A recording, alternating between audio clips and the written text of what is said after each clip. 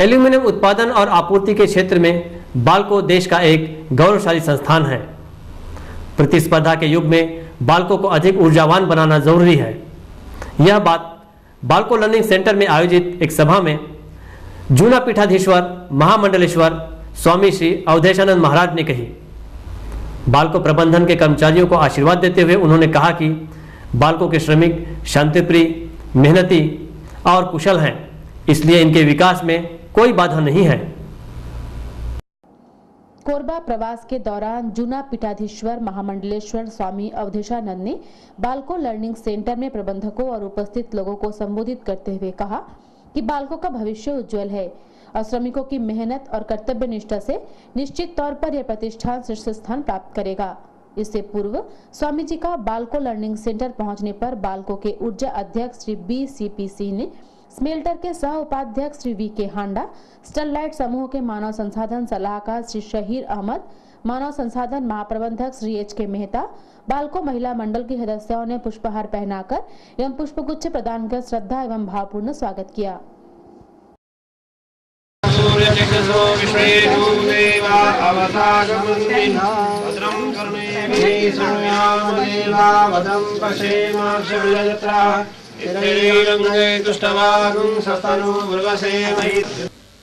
तो आप देख रहे हैं कि पटे हुए हैं बाजार पदार्थों से, वस्तुओं से,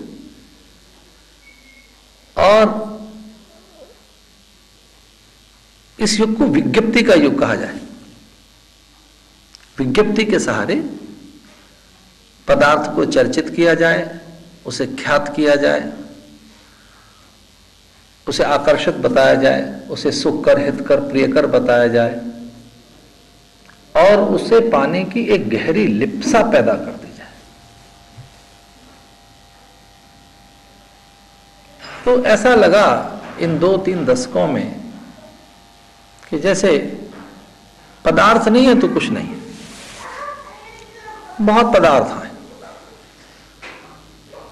तो ऐसा भी कहा जा सकता है पदार्थ प्रियता और पदार्थ संग्रह का युग, कि यहां तो पदार्थ है ही नहीं, यहां तो वस्तुएं हैं ही नहीं, तो वस्तुओं का तिरोक हो, पदार्थों का भंडारण हो, खूब धन हो और खूब अधिकार हमारे पास हो। अब वो कैसे मिले? तो एक बात ये निकल कर आ गई, भले ही बिना पात्रता के मिले।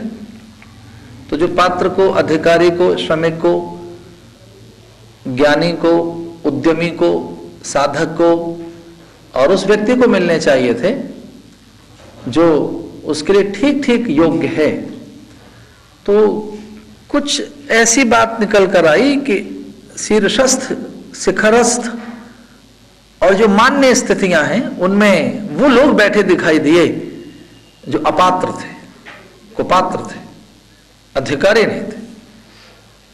तो एक बिल्कुल ये बात निकल कर आ गई इस युग में कि ये मायने नहीं रखता है कि आप शीलवान हैं, त्यागी हैं, संयमी हैं, एकाग्र हैं, एकनिष्ठ हैं, पवित्र हैं, अपने कर्म या अपने कर्तव्य के प्रति आप अत्यंत समर्पित हैं। तो ये बात तो बेसार दी गई। बात ये निकल कर आई कि आप वहां पहुंच गए कि नहीं, आपने टारगेट छुआ कि नहीं, आप लक्ष्य तक पहुंच गए कि नहीं। तो हमें ये कुछ लेना देना नहीं कि व्यक्ति कैसे पहुंचा। देखो शीर्षस्थ हो गया, वो शिखरस्थ हो गया। तो इस इन 1-2 दशकों में और इन्हीं एक दशक में, इसी एक दशक में और इन एक दशक में भी, इन 2-4-5 वर्षों में आपने देखा कि कुछ लोग एकदम कुख्यात हुए थे और वो बाद में फिर ख्यात हो गए।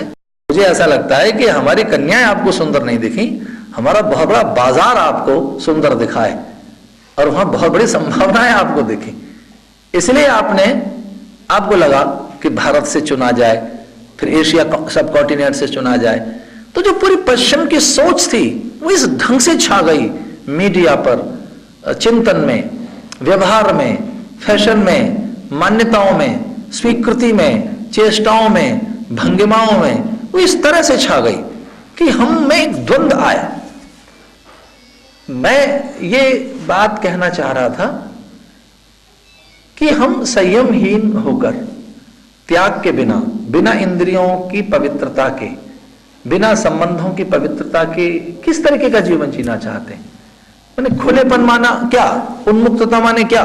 स्वतंत्रता माने क्या? यानी वो एक उन्मुक्तता।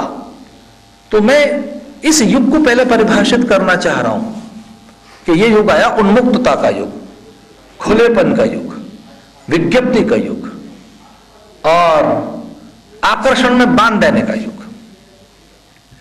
ऐसे में फिर ये लगा श्रमजीवी को, उद्यमी को, उद्योगी को, अभियंता को, चिकित्सक को, शिक्षक को, उपदेशक को कि मुझे तो शीर्षस्थ होना है, शिखरस्थ होना है, मान्य होना है, चर्चित होना है, ख्यात होना है, विख्यात होना है। उसके लिए भले कोई मुझे उपकरण, कोई उपादान और कोई मुझे संसाधन प्रयोग करना पड़ जाए। आउटलुक है, इंडिया टुडे है, यानी जो इंडिया टुडे कहेगी, जो टाइम कहेगा, जो आज तक बताएगा, कल तक बताएगा, परसों तक पता नहीं क्या क्या चैनल हैं वो, यानी वो जो 4-5 चैनल हैं वो ही दिखा रहे हैं। एक छोटी सी बात कहकर मैं इस सब्जेक्ट को मैं बताना चाहूंगा, मैं क्या कहना चाह रहा हूं कि चिंतन नहीं रहा, यानी चिंतन में एक बात थोपी जा रही है, प्लांट की जा रही है। मैं 9/11 की घटना ठीक रही, मैं कुछ दिन पहले वहां था और उसके बाद ही, उसके मतलब 15 दिन के बाद में भारत आ गया था, वो जो 9/11 की घटना थी। आप मुझे बताइए कि आपने धुएं के अलावा कोई लाश देखी? यानी जहां 7-8 हजार आदमी मर गया हो, जिस उस भवन में आपने कोई लाश देखी? हाँ, आपने राहत सामग्री की बात देखी होगी, धुआं धुआं देखा बस आपने। हमारे यहां जरा सा दंगा हो तो घर जल रहे हैं, चीख पुकार हो रही है, लाठी बरछे चल रहे हैं और घर जल रहा है गुजरात में। और पूछ रहा है एक व्यक्ति, मैंने खुद देखा वो दृश्य टीवी पर, न्यूज चैनल में एक में, कि एक दौड़ा दौड़ा चला गया लेकर और पूछ रहा है कि आपके घर में आग लग रही है, आपको कैसा लग रहा है? मुझे प्रश्न ही नहीं करना आ रहा है। तो वो एक टीनेजर की लड़की थी, वो ये कहती है कि अंकल ये तो पता नहीं कैसा लग रहा है, अन्य कुछ भी तो बताइए आपको लग कैसा रहा है। यानी वो इतनी एकदम क्या सच्ची घटना थी, तो इतनी आकुलता कि मैं एकदम ऐसा दृश्य और इस घटना को बटोर कर सबसे पहले हम परोस दें। यानी कि ये हिंसक होगी, नुकीली होगी, चुभन पैदा कर देगी, उन्माद पैदा कर देगी, सनसनी पैदा कर देगी और एकदम एक कितना अधिक आकर्षण पैदा कर देगी हमारी ये न्यूज। तो उस न्यूज को हकीकत थी वो, चूंकि सत्य था, और उसकी सत्यता को स्थापित और प्रमाणित करने के लिए, उसे सत्यापन करने के लिए उस सच्ची घटना को ले रहा था पत्रकार, और वो पूछ रहा है उस लड़की से कि आपको कैसा लग रहा है? तो वो घबराई हुई लड़की पता क्या कहती है कि अंकल ये तो जब आपके घर आग लगेगी तब पता लगेगा कैसा लग रहा है। तो कैसा लग रहा है? यानी हमारे यहां चिंतन इस तरह से प्रभावित हुआ है। पत्रिका, मुझे हृदय से आप क्षमा कर दीजिए, इंडिया टुडे, आउटलुक और इन सारी मैगजीन का मैं विरोधी नहीं हूं, लेकिन चिंतन के नाम पर जब केवल यही पत्रिकाएं हमारे पास। धन्यवाद ज्ञापित करना चाहते हैं आप सब लोगों की ओर से स्वामी जी को हमने समय दिया, आदरणीय श्री गुरुहा जी को भी बहुत बहुत